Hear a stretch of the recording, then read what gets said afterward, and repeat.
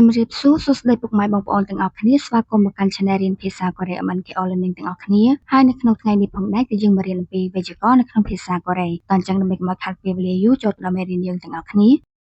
វេយ្យាករណ៍កូរ៉េតុងសាបុកចាម៉ាចាភ្លាមឬភ្លាមបន្ទាប់មកទម្រង់ចាម៉ាចាគឺជាទម្រង់មួយដែលគេប្រើសម្រាប់និយាយបង្ហាញពីការធ្វើសកម្មភាពមួយចប់ភ្លាមហើយបន្តធ្វើសកម្មភាពមួយទៀតភ្លាមរបៀបប្រើដាក់នៅពីក្រោយកិរិយាសព្ទតែបញ្ចប់ដោយស្រៈនិងព្យញ្ជនៈឧទាហរណ៍ថាដាប្រែថាជីបូកជាមួយចាម៉ាចាទៅជាថាចាម៉ាចាប្រែថាជីភ្លាមបន្ទាប់មក버스를 타자마자 전화가 왔어요. 버스를 난ក្រុង타자마자ជីភ្លាមបន្ទាប់មក전화가ទូរស័ព្ទ왔어요បានមកអញ្ចឹងប្រយោគនេះគឺយើងមកថាជីឡានក្រុងភ្លាមមានទូរស័ព្ទមកភ្លាមមកដាប្រែថាញ៉ាំបូកជាមួយចាម៉ាចាទៅជាមុកចាម៉ាចា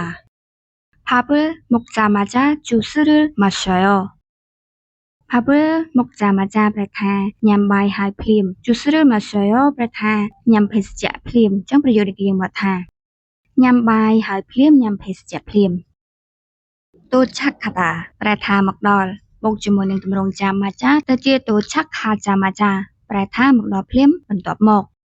제가 지하철역에 도착하자마자 지하철이 왔어요. 제가 ប្រែថាខ្ញុំ지하철역ចំណតរថភ្លើង도착하자마자ប្រែថាមកដល់ភ្លាមបន្ទាប់មក지하철이 왔어요 រថភ្លើងបានមកដល់អញ្ចឹងប្រយោគនេះគឺយើងមកថាខ្ញុំមកដល់ចំណតរថភ្លើងភ្លាមរថភ្លើងមកភ្លាម